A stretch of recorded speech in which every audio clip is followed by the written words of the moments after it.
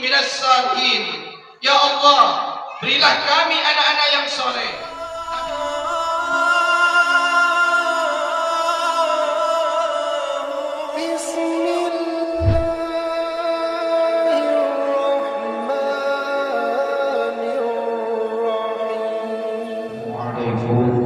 Warahmatullahi wabarakatuh.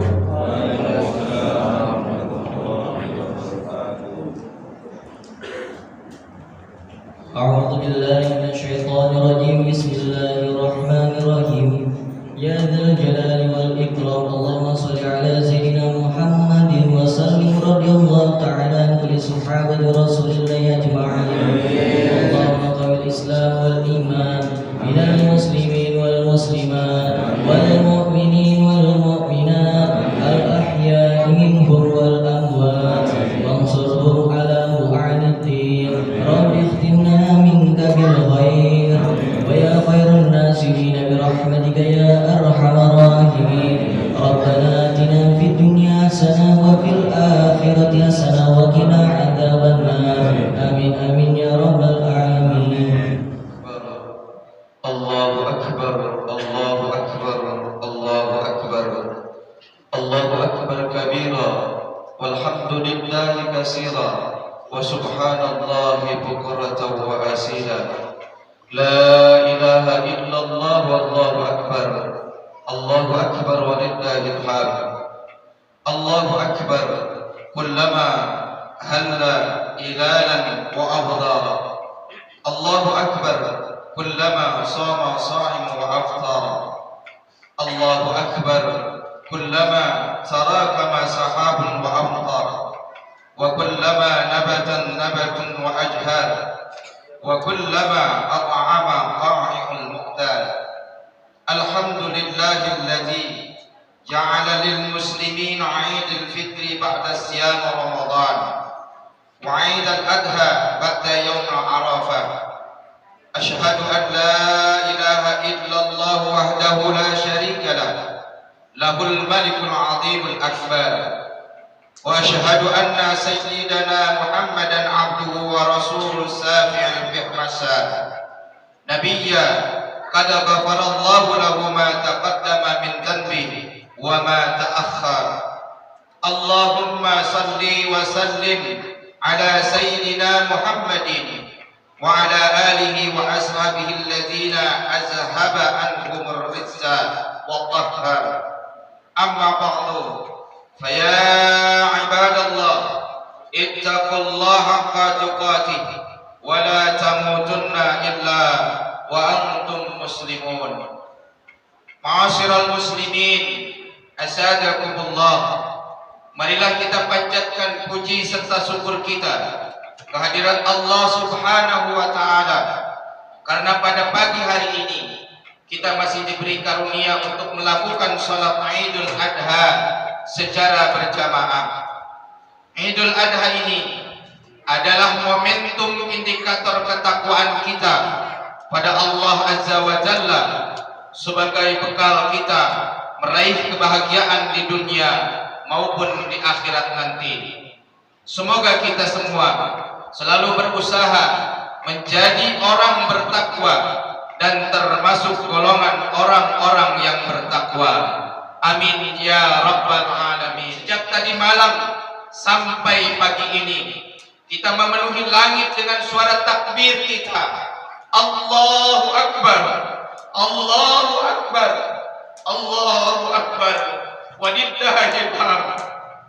Di belahan dunia lain, tepatnya di Mekah Al-Mukarramah, di hari-hari ini jutaan umat Islam dari segenap penjuru dunia berdatangan dan berkumpul di tanah suci melakukan ibadah haji.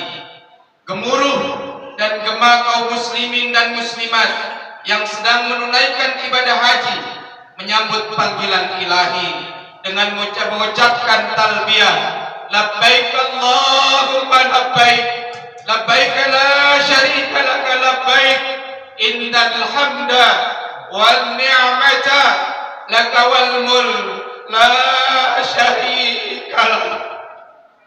Hari raya Idul Adha selalu saja menjadi rekonstruksi sejarah masa lampau kita, sejarah kehidupan figur-figur agung para kekasih Allah Subhanahu wa taala, yaitu figur Nabiullah Ibrahim alaihissalam, figur sang anak hebat Nabi Ismail alaihissalam, dan figur sang ibu yang luar biasa yaitu Siti Hajar.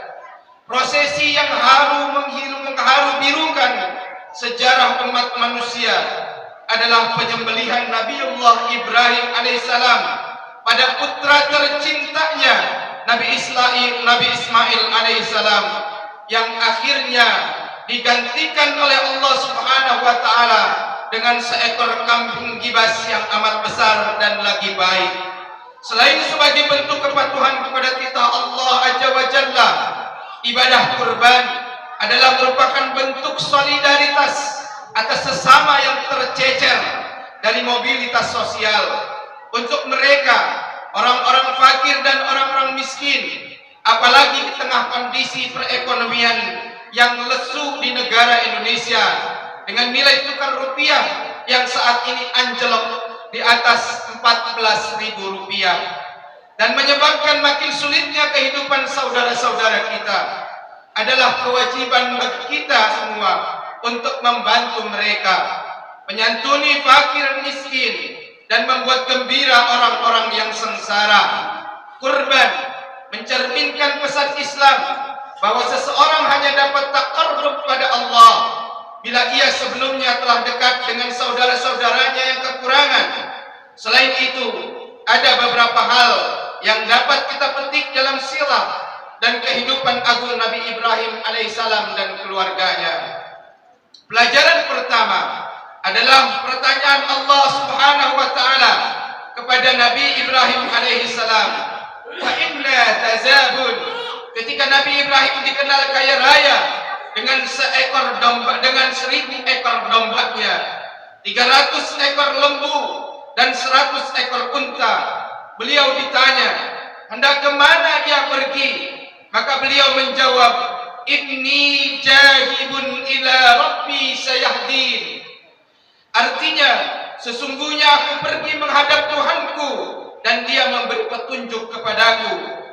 Bagi Ibrahim, tujuan akhir hidup manusia bukan kekayaan, bukan pangkat, bukan jabatan dan sebagainya, tetapi tujuan hidup kita adalah Allah Azza wa Jalla. Seperti dimaklumi sebagai sunatullah, manusia selalu bergerak sesuai naluri bawaan, ingin memperluas wawasan dan pengalaman hidupnya. Untuk memfasilitasi manusia ini, maka diciptakanlah berbagai sarana dan prasarana kehidupan, sebagaimana dikatakan oleh Profesor Komarudin Hidayat, bahwa salah satu dimensi dan misi manusia sebagai moral being adalah menegakkan nilai-nilai moral dalam kehidupannya dimanapun berada. Makhluk bermoral ini harus diwujudkan dalam ruang-ruang kantor, di kamar-kamar rumah, di dalam masjid, di restoran, di warung kopi dan sebagainya. Tujuan hidup kita, lagi-lagi seperti teladan Nabi Ibrahim, adalah harus tertuju kepada Allah Azza wa Jalla. Ma'asyiral muslimin, azadakumullah. Pelajaran berharga lainnya yang kita bisa teladani dari Nabi Ibrahim alaihissalam adalah bahwa tujuan tertinggi manusia adalah seperti doa Ibrahim, Rabbi habli minas salihin. Ya Allah, berilah kami anak-anak yang soleh. Nabi Ibrahim alaihissalam meminta anak yang soleh, bukan anak yang pintar, bukan anak yang kaya raya, bukan anak yang punya jabatan luar biasa, bukan anak yang punya pangkat setinggi langit. Karena apalah arti kaya raya, apalah arti anak berpangkat dan berjabatan, anak yang pintar tapi mereka tidak soleh. Karena itu kata kuncinya adalah anak soleh. Untuk mewujudkan anak yang soleh tentu bukan hal yang mudah. Pertama, keluarga adalah hal utama dan pertama dalam mewujudkan anak soleh. Jangan remehkan peran keluarga. Anak yang soleh dan soleha pasti tidak luput dalam pendidikan keluarga sejak dini, seperti dilakukan Nabi Ibrahim alaihissalam alaihissalam dan Siti Hajar. Kedua, berjibaku membentuk karakter Ismail alaihissalam sedemikian rupa. Mereka mengajarkan pendidikan agama pada Ismail sejak dini. Ini sama dengan sabda Nabi sallallahu alaihi wasallam dalam mendidik anak-anak muslim. Didiklah anak-anakmu pada 3 perkara: mencintai nabimu, mencintai ahlul baitmu, dan membaca Al-Quran. Dan Nabi juga bersabda, alimu auladakum fa innahum makhluquna fi jamanin ghairi jamanikum. Didiklah anak-anakmu karena mereka hidup di zaman yang tidak sama dengan zamanmu. Ma'asyiral muslimin rahimakumullah. Kedua, memberi keteladanan uswah pada anak-anak kita. Bagaimanapun keteladanan merupakan dakwah yang sangat manjur dalam mengarahkan anak-anak kita.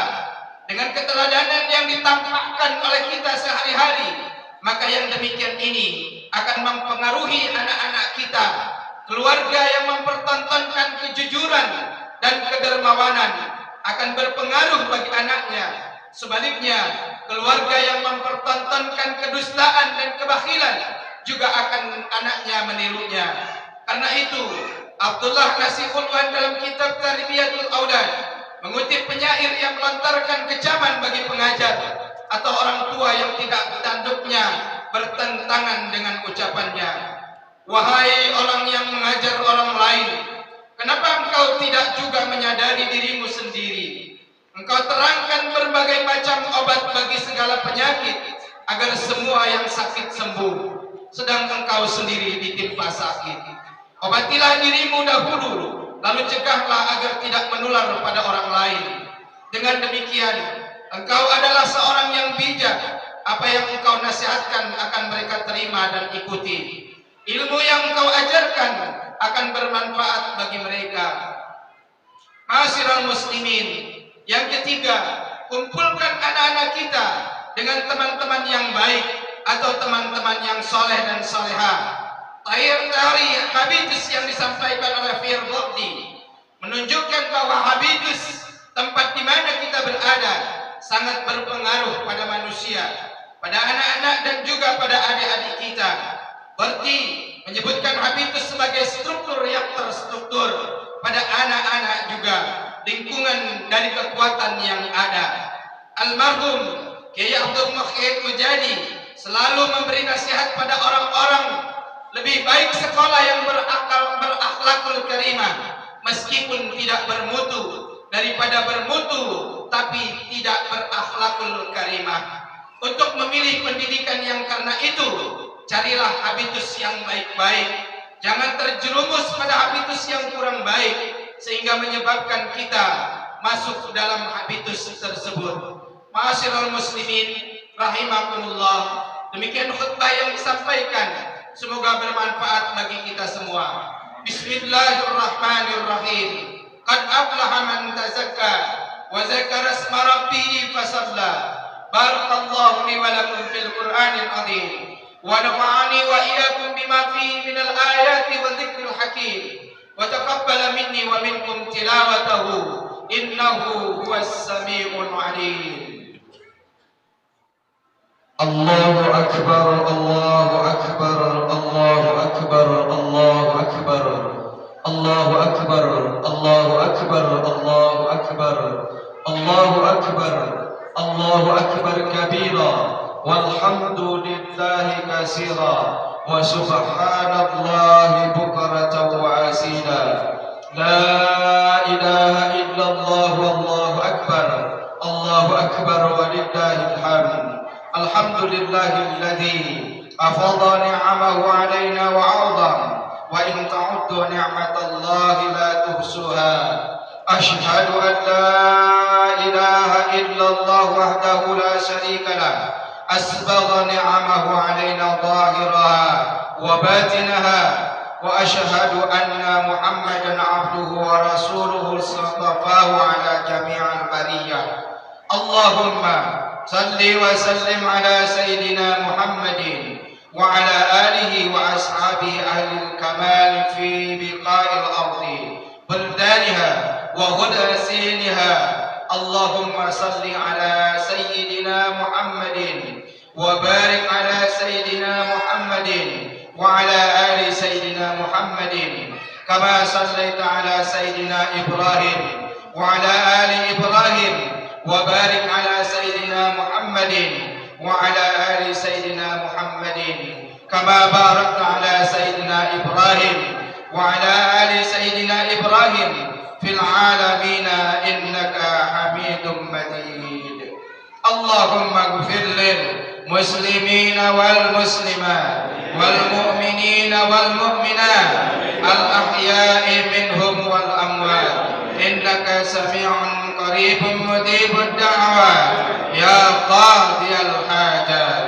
اللهم أصلح ولاة أمورنا وبارك لنا علومنا وأعمالنا. اللهم ألف بين قلوبنا وأصلح ذات بيننا. ربنا لا تزغ قلوبنا بعد إذ هديتنا وهب لنا من لدنك رحمة إنك أنت الوهاب. ربنا آتنا في الدنيا حسنة وفي الآخرة حسنة وقنا عذاب النار. سبحان ربك رب العزة عما يصفون وسلام على المرسلين والحمد لله رب العالمين. عباد الله إن الله يأمر بالعدل والإحسان وإيتاء ذي القربى وينهى عن الفحشاء والمنكر والبغي يعظكم لعلكم تذكرون. فاذكروا الله العظيم يذكركم واشكروه